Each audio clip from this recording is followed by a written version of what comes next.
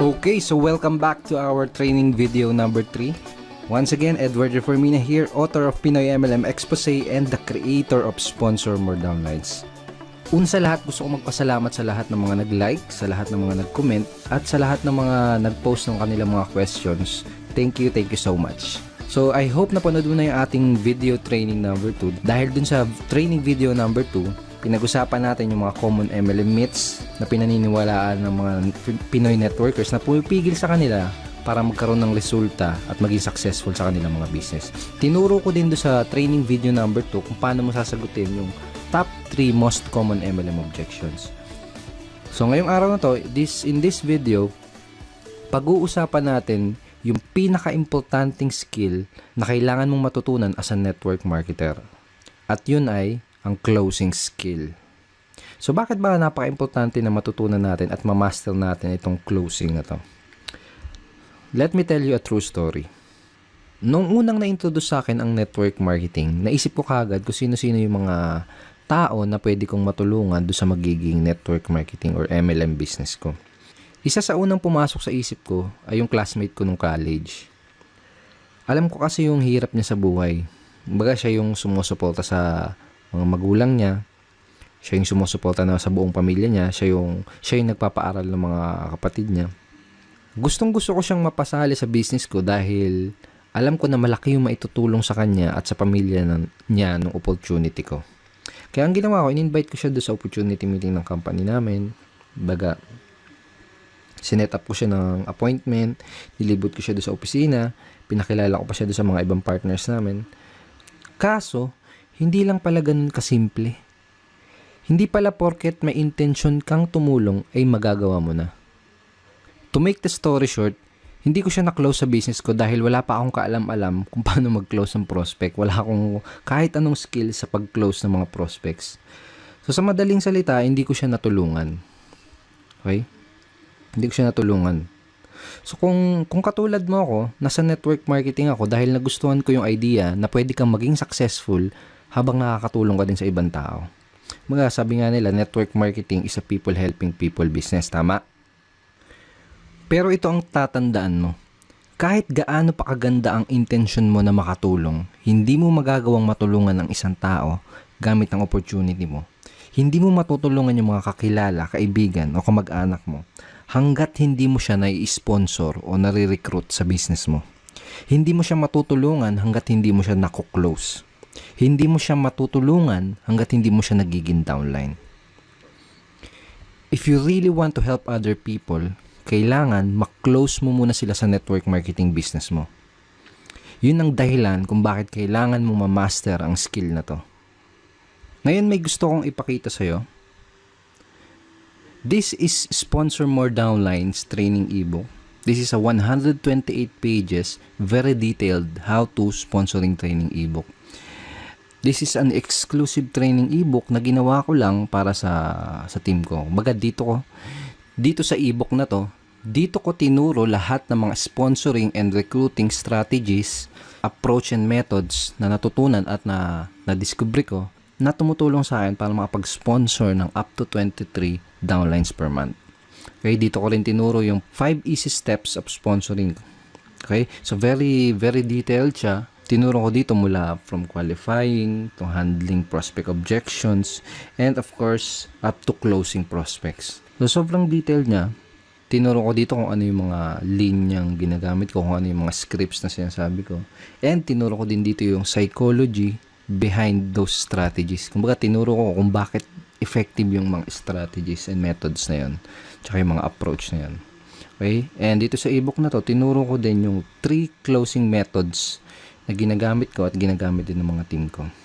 And in this video, gusto kong i-share sa iyo yung isa doon sa mga closing methods na yun.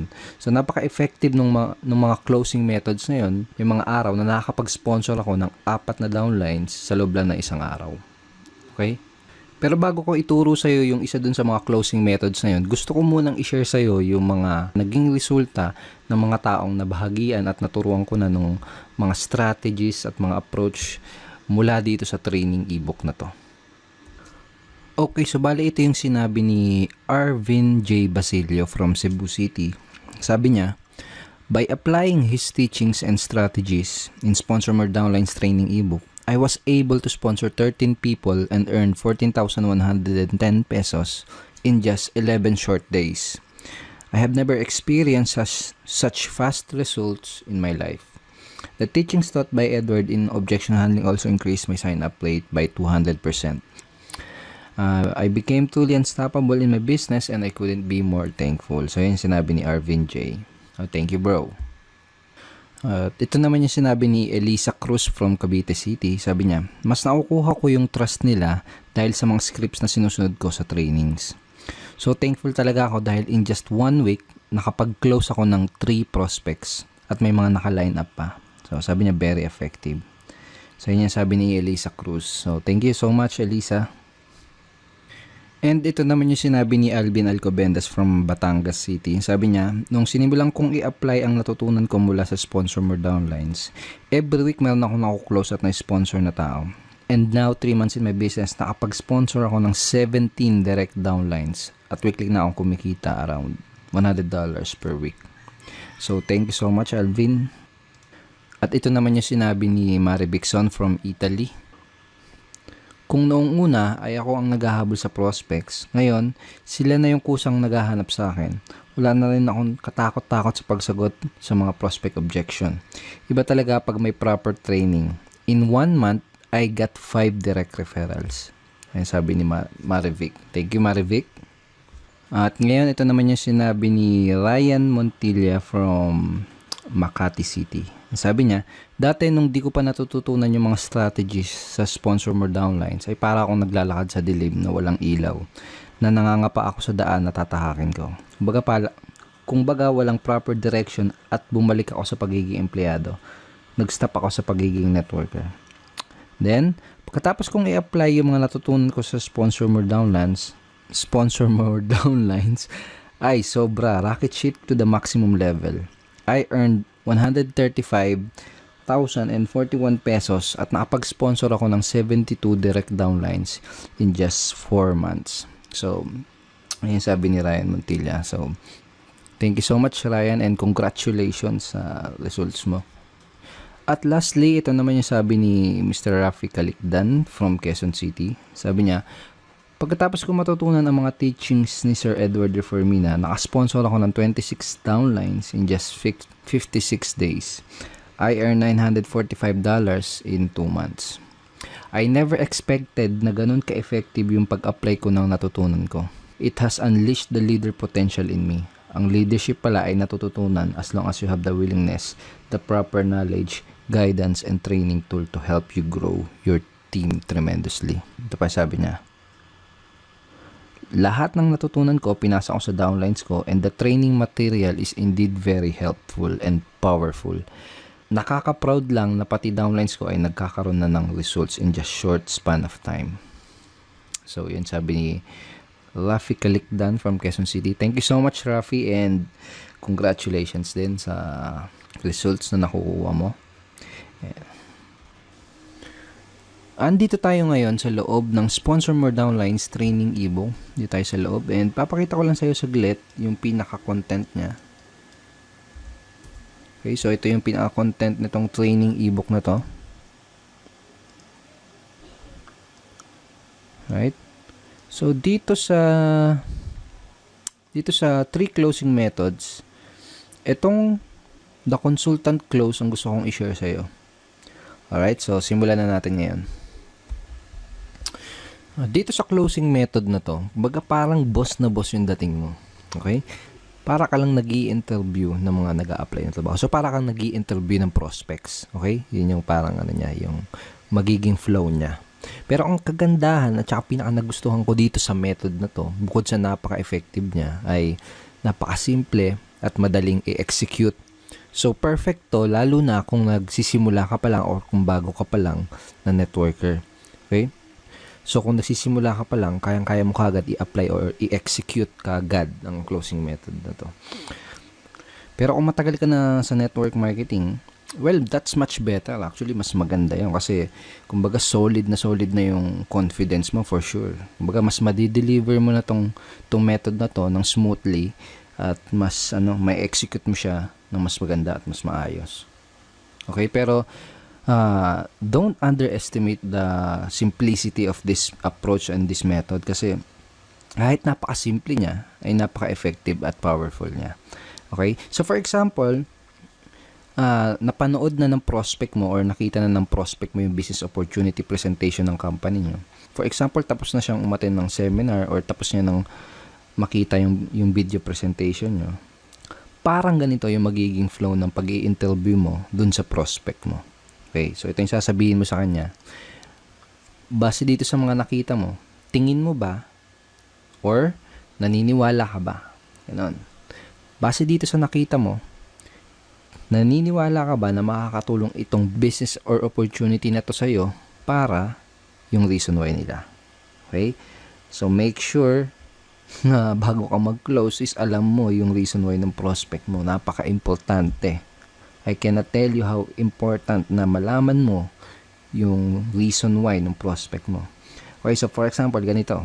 Base dito sa mga nakita mo, base dito sa napanood mo, naniniwala ka ba na makakatulong itong opportunity na to sa'yo para mapatapos mo ng pag-aaral yung mga anak mo? Okay? Parang ganun. Base dito sa mga napanood mo, tingin mo ba makakatulong itong business na to para matulungan mo yung asawa mo sa mga gastusin nyo sa bahay? Parang ganun. Okay? Pag sinabi ng prospect mo, oo, tingin ko makakatulong itong business na to. So, yun mo sa kanya, itanong mo sa kanya, magkano yung gusto mong kitain kada buwan working part-time? Or full-time kung gusto niya ng full-time. Okay? So, for example, ito yung sinagot ng prospect mo, kahit siguro mga 20,000 lang muna na monthly income. Sabi mo, okay, that's good. Mga ilang oras kada araw o linggo ang pwede mong ilaan para sa business na to para ma-achieve mo yung 20,000 per month na income. Okay? So, sasagutin ka niya ng kung ilang oras. Sabihin natin, ang sinagot niya is mga 2 to 3 hours per day lang muna. Ganon. Sabihin natin, ganon yung sinagot niya. Ang next na sasabihin mo ay ito. Okay, sabihin natin na kumikita ka na ng 20,000 pesos na monthly income working 2 to 3 hours per day. Ano yung iba pang magiging benefit nun para sa'yo at sa family mo? Okay? So, using these lines, unti-unti nang kino-close ng prospect mo yung sarili niya doon sa business mo. Baga siya na yung mismo kasi nagsasabi ng mga benefit na makukuha niya doon sa opportunity mo di ba? So, napaka-powerful talaga nito. Okay? So, ngayon, sabihin natin, sinagot niya na, ito yung mga magandang magiging benefit yan para sa akin. Tapos, ang tatanong mo sa kanya, pag nasabi niya na sa'yo yung mga benefit na makukuha niya sa opportunity, ito yung next na itatanong mo sa kanya. May mga gusto ko pa bang itanong bago ka magsimula? Okay? O kaya, ano yung mga questions na gusto mong masagot ko bago ka makapagsimula? Or, bago ka magsimula sa business na to, may gusto ka pa bang malaman? Okay? Kapag sinabi ng prospect mo na, kapag basta kung may mga remaining questions pa siya, ang goal mo is masagot lang yung mga question na yun. Okay? Ang goal naman kasi talaga natin is mabigay lahat ng mga kinakailangan na information para makagawa ng informed at sariling decision yung prospect natin. Okay? So, for example, may objection pa siya natitira, kung may question pa siyang natitira, ang goal mo lang is masagot yun. So, make sure na napanood mo din yung video training number 2 natin dahil tinuro ko sa iyo yung mga dahil tinuro ko dun sa video training na yun kung paano mo sasagutin yung mga most common MLM objections. So, for example, sinabi na ng prospect mo na wala naman na, baga wala na siyang question. Ang magiging closing line mo ay ito. Okay? Sounds to me na ready ka nang mag-join. O kaya naman ay ito. Mukhang handa ka nang magsimula. Tama ba? Kaya, mukhang handa ka nang magsimula sa business na to. Tama ba? Pag sinabi mo yun sa prospect mo, pakinggan mo kung ano yung isasagot nila. Kasi doon mo malalaman kung may mga tanong pa sila or kung may mga objections pa sila. Okay? Kung wala na silang tanong, ang sasabihin lang nila, parang ganito, oo, ready na ako. Or paano ba magsimula? Okay? Kapag tinanong nila na ganon, kapag tinanong ka na nila kung paano ba magsisimula sa business mo, sabihin mo lang, okay, ganito yung next step na gagawin mo para makapagsimula ka na kaagad. Parang ganun. Okay, let me show you yung mga next steps na gagawin mo para makapagsimula ka na kaagad. Okay? So, ganun, i-guide mo na siya sa pag-sign up do sa business opportunity nyo. kung paano ba yung sign up process nyo. Ituro mo na sa kanya yung step by step na gagawin niya para makasali as soon as possible. So, ganun lang siya kasimple. Di ba sabi ko kanina na very simple lang siya pero very effective. Pero ang kagandahan, pwede mo agad siyang i-apply at magamit sa business na ginagawa mo ngayon. And may mga ibang nagtatanong, natanong nila sa akin, paano kung iba yung isagot nila doon sa itatanong ko. Okay, for example, tinanong ko to, tapos iba yun naman yung sinagot nila, hindi kagaya ng mga example na binigay ko. Well, to tell you honestly, hindi naman kasi importante yung mga script eh. Kaya ang importante is yung psychology sa likod ng kumbaga ano yung reason kung bakit mo tinatanong yung mga questions. Anong reason kung bakit mo sinasabi yung mga example scripts na to. For example, okay, ganito yung next step na gagawin mo para makapagsimula ka na kagad. Basically, kapag sinabi mo yung ganito sa prospect mo, you are showing leadership. Kumbaga, tinuturuan mo siya, ginaguide mo siya. You're showing that you are a true leader. Napakita mo sa kanya na isa kang leader na kaya siyang i-guide sa proseso or do sa business. Parang ganon. Okay? Mas importante yung yung maintindihan mo o ma-internalize mo kung bakit mo sinasabi yung itong mga scripts na to. Okay? Kasi kapag naintindihan mo na ng maigi kung ano yung reason kung bakit mo sinasabi yung mga lines or script na yan, doon darating yung point na makakapag-improvise ka na ng mga sasabihin mo doon sa prospect na kinakausap mo. Okay, so ito yung consultant close method. Ito yung isa sa mga closing method na ginagamit ko para makapag-sponsor ng madaming downlines sa aking business. Okay? Ito yung isa sa mga closing method na tinuro ko dito sa loob ng Sponsor More Downlines training ebook.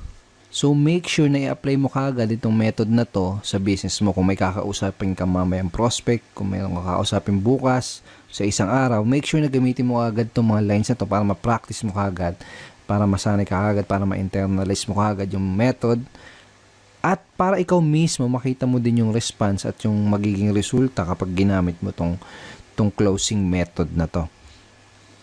So, I hope madami kang natutunan dito sa 3-part video training series natin, and I hope ay nag-enjoy ka sa panonood nitong 3 videos na to dahil ako mismo nag-enjoy ako sa paggawa nitong 3-part video training series na to para sa'yo. At ngayon, ang kailangan mo na lang gawin ay i-apply ang lahat ng mga natutunan mo mula dito sa training series natin. Pero syempre, hindi dito natatapos yung pag-aaral mo. Baga, hindi dito natatapos yung pag-educate mo sa sarili mo. Because network marketing is a continuous learning journey. Sabi nga nila, if you stop learning, you stop earning as well. So, dapat tuloy-tuloy. Dapat tuloy-tuloy yung pag-increase mo ng mga nalalaman mo. Dapat tuloy-tuloy yung pag-increase mo ng knowledge mo. At kapag ginawa mo yun, makakapag-acquire ka ng mga necessary skills. Mga skills na tutulong sa'yo para magka-resulta, para maging successful dyan sa business mo. Okay? So, may gusto akong ikwento sa'yo. Maiksing kwento lang to. And I'm sure may mapapulot kang magandang aral dito sa kwento na to. Pwede rin na narinig mo na to before, pero ito kwento ko pa din. Tungkol to sa isang lalaki na naglalakad sa kagubatan. So, naglalakad siya sa gubat. And habang naglalakad siya, may nakita siyang isang mangangahoy na nagpuputol ng puno. Okay? Nakita niya yung mangangahoy na yon na pagod at hirap na sa pagputol ng puno. Tagaktak yung pawis at napapamura pa sa hirap yung mangangahoy habang pinuputol niya yung puno. Ngayon, nagtaka yung lalaki na nakakita sa kanya doon sa mangangahoy. Ginawa niya, tinanong niya yung lalaki. Sabi niya, anong problema kaibigan? Ang sagot ng mangangahoy, mapurol kasi itong palakol na ginagamit ko. Kaya hindi ko maputol ng maayos tong puno. Ang sagot ng mangangahoy. Sabi ng lalaki, bakit hindi mo hasain yung palakol mo? Ang sinagot sa kanya ng mangangahoy, mahihinto kasi ang pagpuputol ko ng puno kapag ginawa ko yun. Mahihinto ako sa pagputol ng puno kapag hinasa ko tong palakol ko. Sagot ng mangangahoy. Sabi ng lalaki, pero kung hahasain mo yung palakol mo, mas magiging mabilis at mas madali ang pagputol mo dyan sa punong yan. Ang sagot ng mangangahoy, wala kasi akong panahon para huminto Habang mas lalo siyang napapagod doon sa ginagawa niyang pagputol ng puno. Habang mas lalo siyang pinagpapawisan doon sa pagputol ng puno na yon. So, napailing na lang yung lalaki tapos naglakad na lang siya papaalis. Iniwan niya na lang yung mangangahoy. Maraming mga networker ngayon ang kagaya ng mga ngahoy dun sa kwento. Karamihan ay hataw lang ng hataw. Araw-araw hataw lang ng hataw. Kahit pinagpapawisan na, kahit hirap na, kahit wala pa ding resulta. Hataw lang ng hataw. Hataw lang ng hataw. Kumbaga hindi sila makapaglaan ng panahon para hasain ang sarili nila para mas maging effective at mas maging efficient dun sa ginagawa nilang negosyo. Now I want to congratulate you dahil the fact na pinapanood mo ngayon ang video na to, katunayan lang yan na gusto mong maglaan ng oras at willing kang hasain yung sarili mo. Willing kang hasain yung mga skill mo. Pinatunayan mo sa sarili mo na willing ka talagang maging successful. So, congratulations. Tama yung ginagawa mo. Pagpatuloy mo yan. Once again, thank you very much for watching our training video series. Kung nagustuhan mo ang video training series na to, make sure na mapanood mo yung video na ipapadala ko sa'yo bukas. Dahil dun sa video na yun, malalaman mo kung paano ka magkakaroon ng access sa Sponsor More Downlines training ebook. Yes, bibigyan kita ng chance para magkaroon ng access dito sa dating exclusive training ebook na to. Magkakaroon ka ng chance para malaman ang lahat ng mga sponsoring and recruiting strategies, approach and method na tinuturo at ginagawa ko na tumutulong sa akin para makapag-sponsor ng madaming downlines na walang kahirap-hirap. At dun sa video na ipapadala ko sa iyo bukas, malalaman mo din kung paano mo makukuha itong Objection Crusher training ebook for free. Yes, gusto kong ibigay sa iyo itong Objection Handling training ebook na to for free. Pero napaka-importante na mapanood mo yung video na yun bukas dahil hindi ko alam kung ilang Pinoy network marketers lang ang hahayaan kong magkaroon ng access dito sa napaka-valuable at dating exclusive training materials na to. Kaya kung gusto mong magkaroon ng access sa Sponsor More Downlines training ebook at kung gusto mong makuha itong Objection Crusher for free, make sure na mapanood mo yung ipapadala ko sa yung video bukas. Kaya wag na wag mong kakalimutan na i-check ang iyong email bukas, okay? Dahil ipapadala ko sa email mo yung link na pupuntahan mo para mapanood yung video na yun. Okay, once again, thank you so much. And kung hindi mo pa nakiklik yung like button sa baba, please click it and go ahead and share mo din tong page na to sa mga friends mo.